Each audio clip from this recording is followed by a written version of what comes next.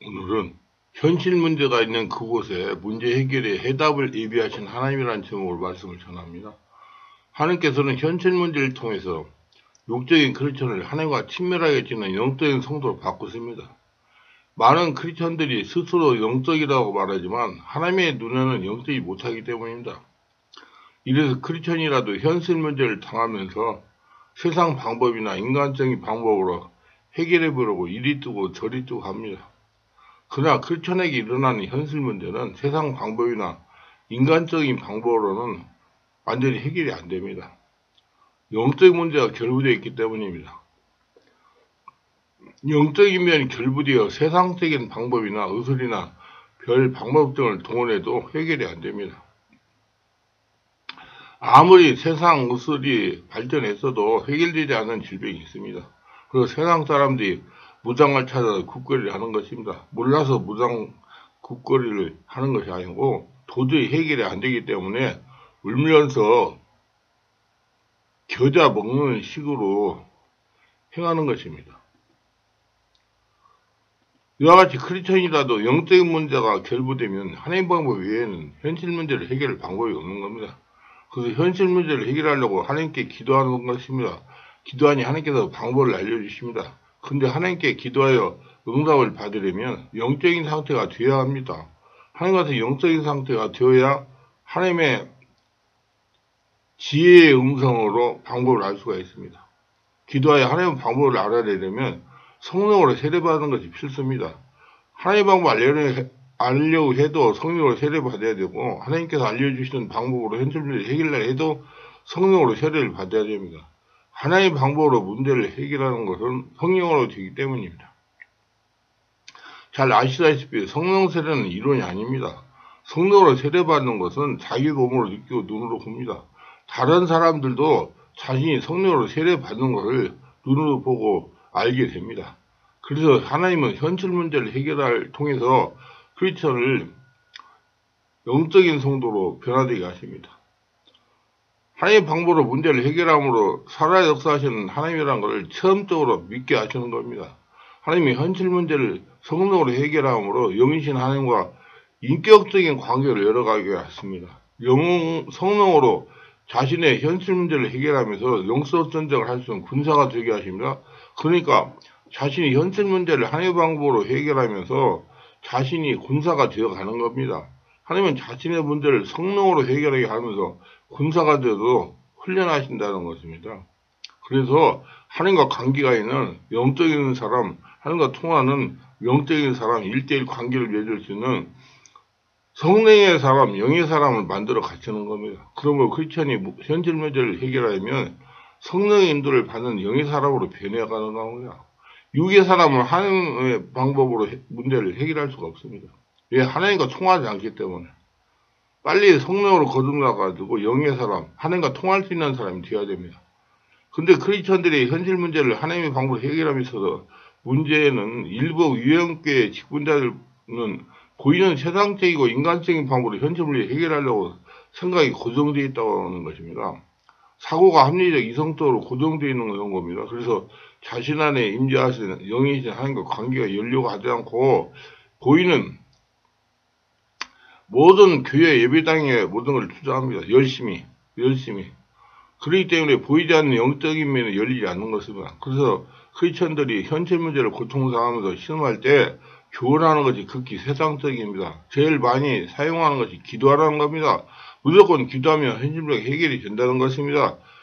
어떻게 기도하라고 알려주지 않고 무조건 하라는 것입니다. 열심히 봉사하라는 겁니다. 봉사하면 하나님께서 그 열심을 보고 문제를 해결해 주신다는 겁니다. 헌금하라는 것입니다. 헌금을 많이 하면 하나님께서 감동하셔서 문제를 해결해 주신다는 겁니다. 이거는 극히 인간적이고 사모님적인 방법입니다. 현실 문제에 대한 영이신 하나님의 생각하고 반대가 되는 것입니다.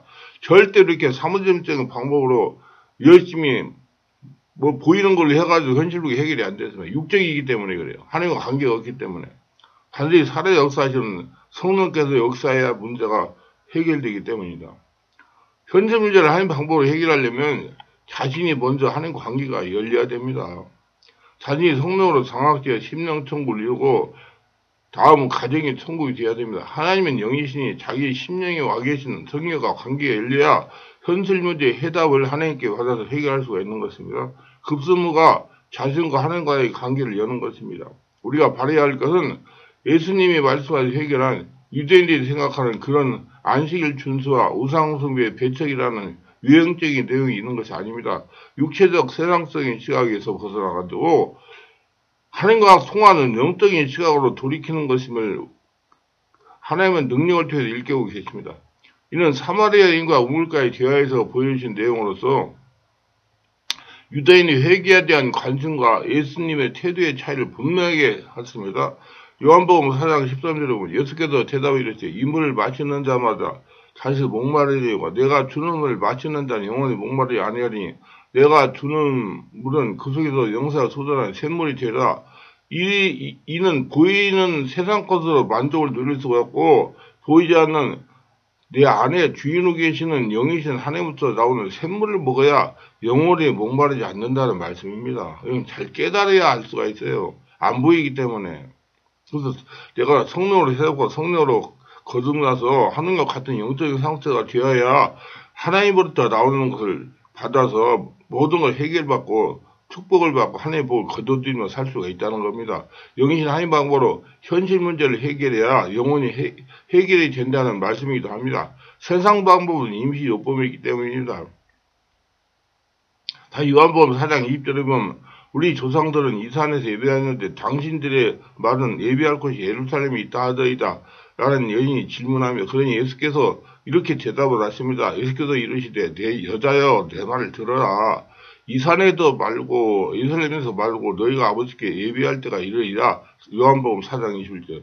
이는 영이신 하나님께 예배를 드릴 때가 온다는 말입니다. 장소 개념이 아니고 믿는 사람 마음에 임재하지 하나님께 예배를 드리는 때가 도달한다고 말씀합니다. 보이는 유형께 예배당에만 하면 계신 줄 알고 믿고 있는 크리스천들에게 경각심을 일깨우는 말씀입니다. 그래서 여인에게 너희는 알지 못하는 걸 예배하고 우리는 아는 것을 예배하노니 이는 구원이 유대인에서 아니라 요한복음 4장 21절. 예수님이 여인에게 너희는 육체를 가지고 알지 못하는 걸 예배하지만 성령으로 거듭난 우리는 영으로 유일하신 하나님께 예배드린다는 걸 말씀하신 것입니다. 그러면서 아버지께 참되게 예배한 자들은 영과 진리로 예배할 때가 오나니 곧 이때라. 아버지께서는 자기에게 이렇게 예배한 자를 찾으시라. 요한복음 4장 23절. 이렇게 말씀하십니다. 보이는 성전에 가서 육체를 가지고 예배하지 말고 성령으로 거듭난 영과 진리로 예배를 드리라는 것입니다. 다시 말해 강조하여 하나님의 영이시니 예배한 자가 영과 진리로 예배할지나 요한복음 4장 24절. 이렇게 말씀을 하십니다. 거룩한 산재물들이 하나님께 영과 진리로 예배를 드리라는 말입니다. 이는 보이는 성전이 아니라 보이지 않는 마음 성전에 하나님께서 계신다는 말씀입니다. 보이지 않는 마음 성전에 계신 영이신 하나님께 영과 진리로 예배를 드리라는 말씀입니다. 이는 지금 성령의 역사하시는 교회에서 살아가는 성도들에게 교인이 되는 말씀입니다. 지금 유형교회 예배당에 다니는 성도들 중에 유대인 사마리아 여인 가서 신앙을 가진 성도가 많습니다. 유대인 같은 신앙으로 현실 문제를 해결할 수가 없습니다. 성령으로 거듭난 영적인 성도라야 하나님의 방법으로 현실 문제를 해결할 수가 있는 겁니다. 영이신 하나님과 교통하여 하나님의 방법을 알아서 경험할 수 있게 됩니다. 요한복음 4장에서 하신 예수님의 말씀을 육신의 시각으로 보는 세대는 지나갔고 이제 영으로 시각으로 보아야 된다는 것을 말씀하셨습니다. 이제 영으로 하나님과 알고 깨닫고 영으로 보는 시대가 도래한다는 것을 알려주시기 말씀입니다. 이 일을 확증하기 위해 귀신을 쫓는 일에서 분명히 깨닫고 하고 있습니다. 귀신을 쫓고 병든 자를 치유하는 일련의 행위는 우리의 시각이 영으로 향하게 하기 위한 이합이지 결코 그 능력을 자랑하고 만끽하게 하는 것이 아니었습니다. 그러나 우리는 여전히 성령의 능력을 통해서 얻어지는 세속적인 유익에 관심을 더 둡니다. 이는 유대인들이 자신들이 당한 심판의 배경을 외형적에서 찾았던 것과 다를 바가 없는 것입니다. 성경을 이스라엘이라는 말 대신 유대인이라는 말을 사용하는 배경은 그들이 지닌 오류를 지적하고자 하는 의도가 있는 것입니다. 주님은 유대인들이 기대하는 바와 항상 다른 행동을 취함으로써 그들을 진정한 회개로 이끌고자 하였습니다. 주님이 바라는 회개는 안식일 준수와 우상숭배의 배척이 아니었습니다. 물론 이 주제도 중요한 것이지만 회개에 진정한 의미는 그것이 아니라 영의 시각을 얻는 것을 강조하며 따라서 물세례 다음으로 얻게 되는 성령세례를 소개하십니다. 이는 요한복음 3장 1절 21절을 읽어보시면 알 수 있습니다. 이스라엘 역사적으로 메시아에 대한 기대가 항상 실패하고 낭망한 배경에는 육신적인 안목으로 보려고 한 태도와 당장 이루려가는 조급함이 원인을 잡고 있는 것입니다.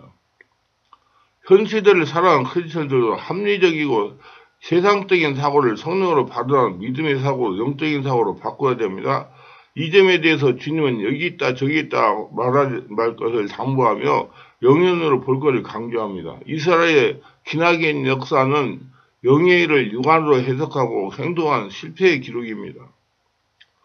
신학성경이 구약에서 거의 겸용하지 않은 유대인이라는 말을 그토록 많이 사용하는 이유가 여기 어디 있는지 이제 알게 되었다면 우리 가운데 이스라엘로 불리지 않고 유대인으로 불릴 수 있는 요소들이 얼마나 많은지 깨달아 알 수 있게 되었을 것입니다. 영의 시각으로 회개할 줄 몰랐던 유대인은 결코 새 시대의 이스라엘은 될 수 없을 것입니다. 유대인도 하나님을 사랑하고 계명을 준수했으며 11조와 안식일을 지켰습니다. 이를 강조한 것이 하나는 그들이 지킨 모든 것과 비교될 수 없는 중요한 것이었습니다. 이것이 바로 영으로 거듭나 삶의 영으로 인식하고 그 깊은 곳에 하나님의 마음을 헤아릴 수 있는 능력을 얻지 못한 것입니다. 그러니까 육으로서는, 행위로서는 이는 꾀돌이 야곱이 허벅지 관절이 어거나 장애인이 되니까 이스라엘로 개명이 된 사건을 통해 우리가 이해할 수가 있을 것입니다. 쉽게 설명하면 육체에 속한 야곱은 유대인이 장애인이 되니까 영적인 이스라엘 바뀐 것입니다. 이제 영이신 하나님의 음성을 듣고 순종하며 사는 이스라엘로 바뀐 겁니다. 우리 크리스천들도 영이신 하나님의 음성을 듣고 순종하는 이스라엘로 바뀌어야 됩니다. 이 뜻을 잘 이해해야 되는 것입니다. 그래서 아래야 이러면 현실 문제가 해결돼. 현실 문제는 우리 육적인 사람을 영적인 사람을 바꾸기 위해서 하나님께서 부여하시는 여러 가지 일들이라는 걸 알고 그 모든 것을 하나님이 해답을 가졌던 걸 알고 하는 게 기도해가지고 자꾸 성령의 집 인도받아서 해결받고 영이신 하나님과 통할 수 있는 영적인 사람으로 바꿔가시길 바랍니다. 기도합니다. 오늘 저의 소개를 끝까지 시청하시는 분들을 축복하시옵소서. 특별하게 축복하시는 구독, 좋아요, 알림 설정, 후원하시는 분들 기억하시고 하늘의 복으로 넘쳐나게 하면서 현실 문제에 당하여 기도할 때 문제 해결에 지혜를 주셔서 문제를 기적과 같이 해결하여 살아가게 하옵소서. 예수님의 이름으로 기도합니다. 아멘.